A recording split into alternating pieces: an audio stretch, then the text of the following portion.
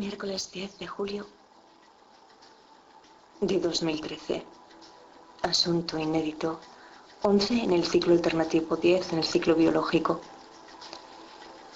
4 horas 50 minutos. Ayer cuando me iba algo me golpeó en una sien y cayó a mis pies. Era una libélula, que son bastante comunes en las charcas, pero no el encontrárselas atrapadas en el interior de un edificio. Así que abrí la puerta de la calle y traté de impulsarla con la yema del índice para que volara al exterior, pero la libélula agitó sus desiguales alas de anisóptera sin elevarse apenas más que escasos milímetros, y yo recordé aquella lectura de Virginia Woolf que algún día te compartía, The Death of the Moth, la muerte de la polilla. Entonces me fui y regresé, alegrándome mucho porque la libélula, lejos de estar muerta, había volado y extendía sus alas en vertical sobre la pared de mi estudio. Así que cuando se levantó el casero, esto se lo conté, que no había podido impedirme que, como en los viejos tiempos, la libélula me hubiera regresado la sensación de la señal, que es lo que le explicaré a la tarde-noche a Juan Méxica, que hubo un tiempo que duró la mayor parte de mi vida en que yo no pensaba en el logos de la vida como una inteligencia vital, sino como la inmensa mayoría, como un logos espiritual al que llamaba el poder, y que solo guardaba relación con la magia. Porque al llamar el casero para que la contemplara, fue él quien de pronto alcanzó mi percepción no como editor, como había existido en algún momento antes del final del año pasado, sino como abogado. Pero no solo como abogado, en el caso que me acercó al Palacio de Justicia, sino como abogado en el caso del que hablamos hace meses, que es el de la reparación del daño, no el mío únicamente, sino el de todos aquellos que comparten conmigo, tal vez hasta más que mi propio hermano, aunque mi hermano no es tan diferente a mí en el caso de la sociabilidad, porque también necesita, como el beber, la soledad personal, sino en nuestra educación, porque a diferencia de mí, él nunca leyó. Y lo que para mí era la luz, para él lo era la destrucción.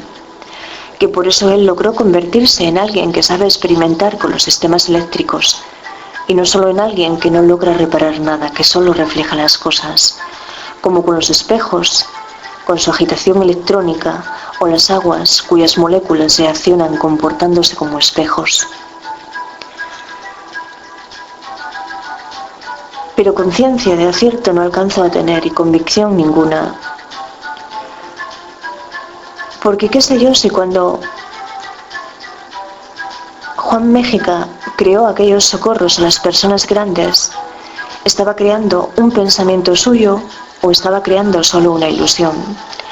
Que ahora mismo he descubierto que eso es precisamente lo que sucede con las libélulas cuando acechan a los insectos que invaden su territorio, que se pueden mover de tal forma que se proyectan a sí mismas como objetos estáticos mientras atacan a sus víctimas, que esto ha demostrado por vez primera la utilización de técnicas de camuflaje en el combate aéreo. Y es como muestra el cladograma, el diagrama del orden taxonómico Odonata, y es epiprocta. Pero lo que en el aspecto simbólico eso nos refleja es que para casi todas las culturas y en casi todas las épocas, la libélula es un símbolo de armonía, de paz, de pureza, de buena suerte, de prosperidad, de fuerza y de salud, de potencia y de equilibrio, con un sentido de la visión multifacético que no sé si hacerte llegar a ti lo que le hablo a Juan Méxica, porque qué sentido tiene si tú ya lo conoces, únicamente para que compruebes que ahora mi ritmo no es desesperante, sino casi libelulario. Que, ¿sabes cómo llamaré a esto? La libélula en el descanso de la escalera. Qué lástima que cuando me decidí a ir a por ella, hubiera volado porque pensaba adoptarla. Y ya le había servido un plato con sal y un recipiente con agua. Especie antiquísima, con más de 250 millones de años de historia en la evolución.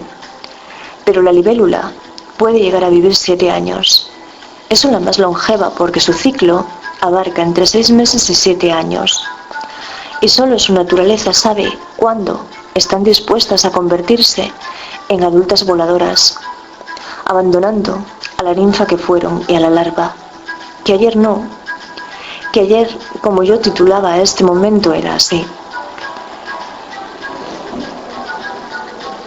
La realidad de una secretaría judicial y el veto de los telómeros, porque un veto es literalmente una prohibición que denota que se utiliza así. Una parte tiene derecho a parar unilateralmente una determinada pieza de la legislación, pero este poder ilimitado es únicamente para detener cambios y no para adoptarlos. Que tal vez esto haya que explicarlo igualmente que el artículo de Cell, cuando pasa a hablar de estabilidad genómica, eso ya sucede en el siguiente carácter distintivo que lo suponen las alteraciones epigenéticas, que yo esto no voy a explicarlo siquiera.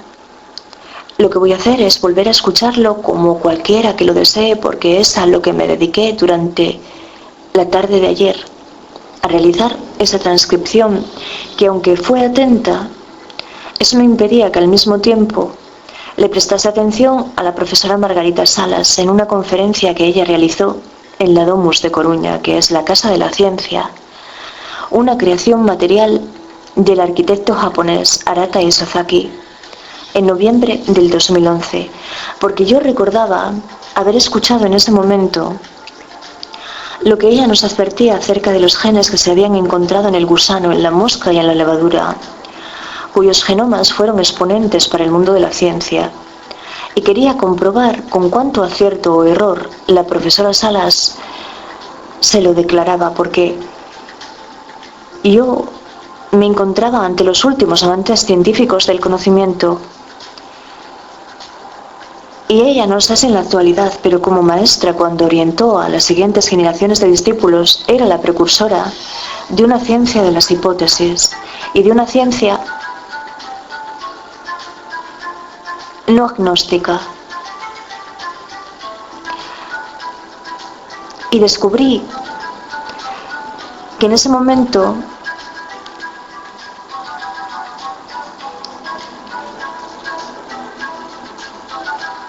ella ya había expresado una advertencia contra el peligro de la genomanía, que ahí se me había pasado plenamente desapercibido, que sin embargo no en su disertación acerca de lo que fue el dogma de la biología molecular y el descubrimiento de la transcriptasa inversa, que entonces no dejó lugar a dudas. El hecho de que eso fue lo que me provocó la idea de actuar yo misma como una de esos enzimas. Pero es cierto, yo sé que existe un logos de la vida, porque la verdad es una experiencia, de acuerdo, pero yo esa experiencia ya la he tenido. Ahora solo tengo que demostrarla, pero no es ninguna hipótesis, que únicamente soy agnóstica con ello, y no ninguna ferviente creyente. Porque, por ejemplo, cuando Robert Nozick expone su concepto de la mano invisible que asegura McNabb, que es muy parecido al concepto de la selección natural de Darwin, a quien no le es necesario un Dios, en Nozick el contrato social es innecesario para dar cuenta de las características del Estado, que es algo que se asegura que Nozick tomó de Adam Smith en La riqueza de las naciones, en la que la mano invisible se refiere a la conducta autorreguladora del mercado, y como tal lo aplica Nozick a cómo se organiza la esfera política. Pero cuando yo estoy escuchando, lo único que McNabb entiendo que describe es el proceso del miedo. Pero el miedo no hace el orden. El miedo solo hace la supeditación. Lo que hace el orden es todavía hoy por hoy un misterio. Pero me gusta que las sirtuinas de las que hace algunos años oí hablar en una tarde de Muros de Nalón, un pueblo del camino, no sean ese gen sin nombre del que hablaba Margarita en la Domus, un gen cuya manipulación multiplicaba la vida del organismo que lo contenía por 3, sino una familia de proteínas, en la que al menos 3 de sus miembros, en los mamíferos, contribuyen a un envejecimiento saludable, porque eso no asusta.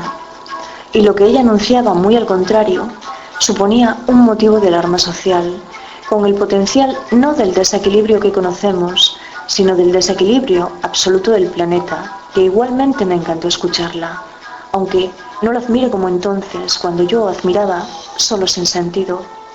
Pero le quedo muy agradecida por explicarme qué es realmente una situación silenciosa,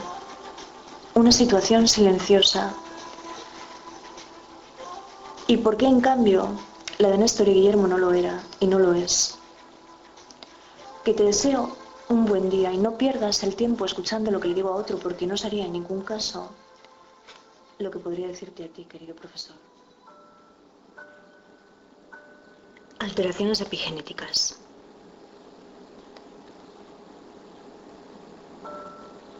Una diversidad de alteraciones epigenéticas afecta a todas las células y tejidos durante toda la vida. Cita a Talens y otros en el 2012. Observamos la figura 2b.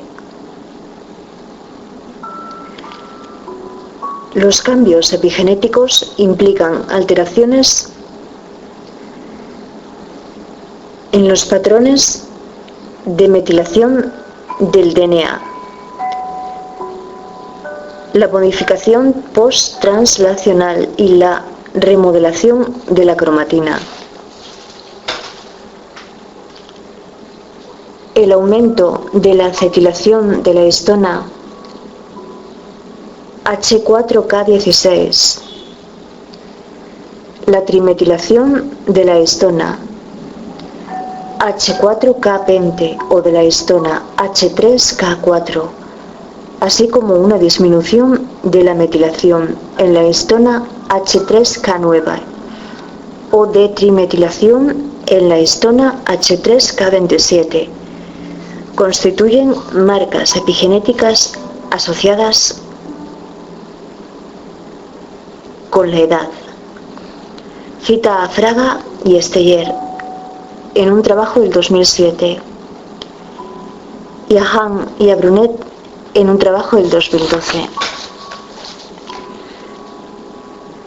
Los múltiples sistemas enzimáticos que aseguran la generación y mantenimiento de los patrones epigenéticos incluyen metiltransferasas de DNA, histonas, acetilasas, desacetilasas, metilasas y desmetilasas, así como complejos de proteínas implicadas en la remodelación de la cromatina. Primer apartado. Modificaciones de las histonas. La metilación de histonas reúne los criterios para considerarse como una clave del envejecimiento en los invertebrados.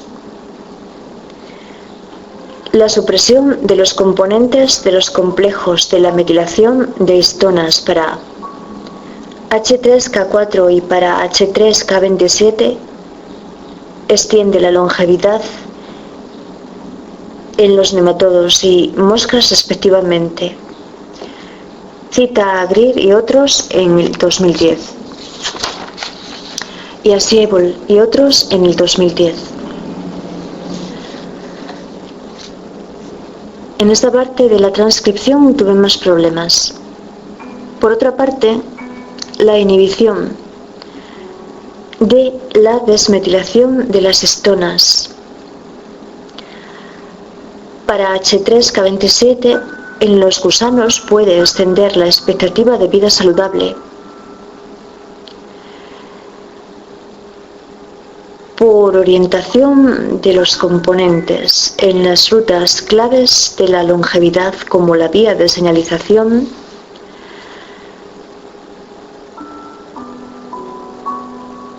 insulin IGF-1 del factor de crecimiento insulínico tipo 1.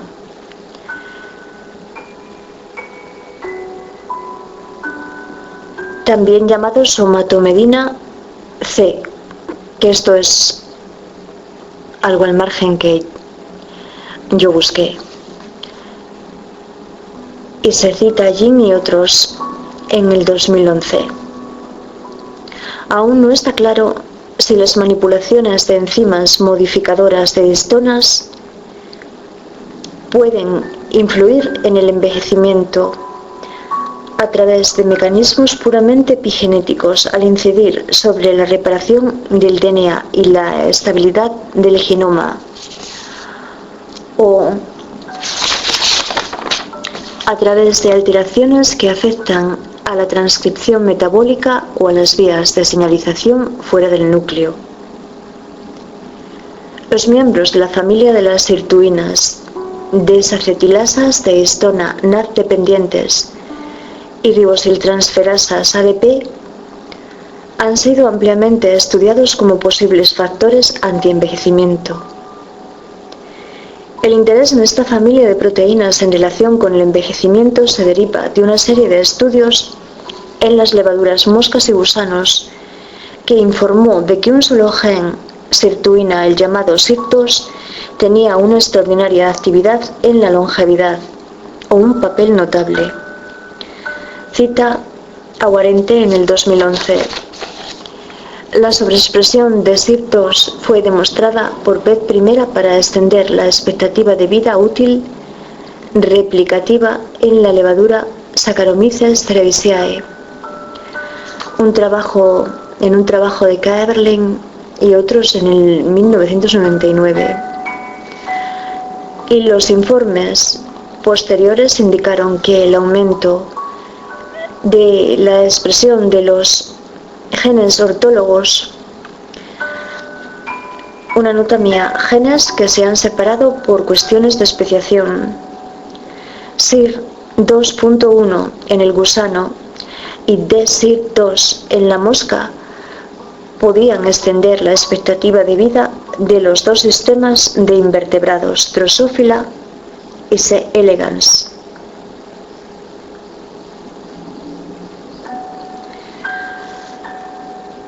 Cita un trabajo de Regina B. y Helfand en el 2004 y a otro de Thyssen-Baum en el 2001.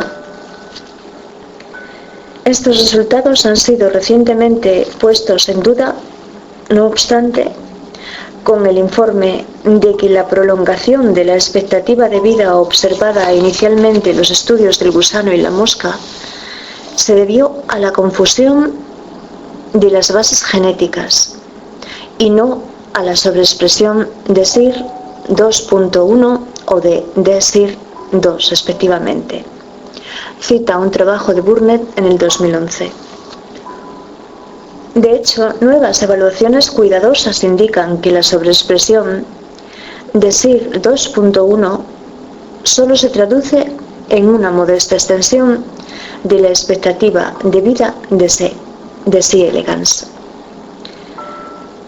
De hecho, nuevas evaluaciones cuidadosas indican que la sobreexpresión de SIR 2.1 solo se traduce en una modesta extensión de la expectativa de vida de C. elegans. Cita a Viswanathan y a Guarente en el 2011. Respecto a los mamíferos, varios de los 7 parálogos de las sirtuinas pueden mejorar en diversos aspectos del envejecimiento en ratones. Cita a John Cooper y otros en el 2012 y a Sebastián y otros en el 2012. En particular, la sobreexpresión transgénica de SIRT1 de mamífero, que es el homólogo más cercano de SIRT2 de los invertebrados, mejora los aspectos de la salud durante el envejecimiento, pero no aumenta la longevidad. Cita a Herranz y otros en el 2010. Los mecanismos involucrados en los efectos beneficiosos de SIRT1 son complejos y están interconectados, incluida la mejora de la estabilidad genómica.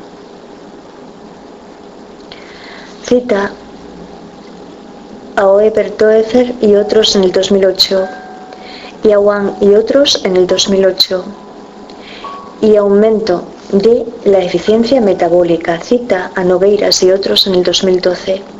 Y aquí hay una llamada a otro de los caracteres distintivos que yo ahora voy a obviar. La evidencia más convincente para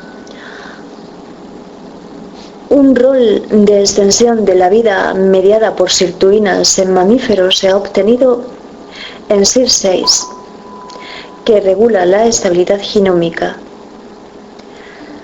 La señalización NF-κB, que es un complejo proteico que controla la transcripción del DNA y la homeostasis de la glucosa a través de la desacetilación de histonas H3K9, y se cita a Canfi y otros en el 2010, a Kawahara y otros en el 2009 y a Zhong y otros en el 2010. Los ratones mutantes que son deficientes en SIRT6 exhiben envejecimiento acelerado. Cita a Motoslavsky y otros en el 2006, mientras que los ratones macho transgénicos que sobreexpresan SIRT6 tienen una vida útil más larga que los animales control. En asociación con la reducción de niveles séricos de IGF o factor de crecimiento insulínico tipo 1, mientras que los ratones macho transgénicos que sobreexpresan SIRT6 tienen una vida útil más larga, un lifespan más largo que los animales control, en asociación con la reducción de niveles séricos de IGF o factor de crecimiento insulínico tipo 1 y otros de la señalización IGF-1. Cita a Canfi y a otros en el 2012. Curiosamente, la desacetilasa dependiente de NADH SIRTwin3 mitocondrial SIRT3 ha informado como mediadora de algunos de los efectos de la restricción dietética DR en la longevidad, aunque sus efectos no se deben a modificaciones de las histonas, sino que más bien son debidas a la desacetilación de las proteínas mitocondriales. Cita a Someya y a otros en el 2010. Muy recientemente se ha informado de la sobreexpresión de SIRT3 para mejorar la capacidad regenerativa de células STEM hematopoyéticas envejecidas. Cita a Brown y a otros en el 2013. Por lo tanto, en los mamíferos al menos 3 de los miembros de la familia de las sirtuinas, SIRT1, SIRT3 y SIRT6, contribuyen a un envejecimiento saludable. Y este carácter distintivo va a continuar, pero no hoy. Y yo solo tengo que recordar que estoy utilizando el traductor de Google. Así que Seré creíble solo a medias, o menos que a medias.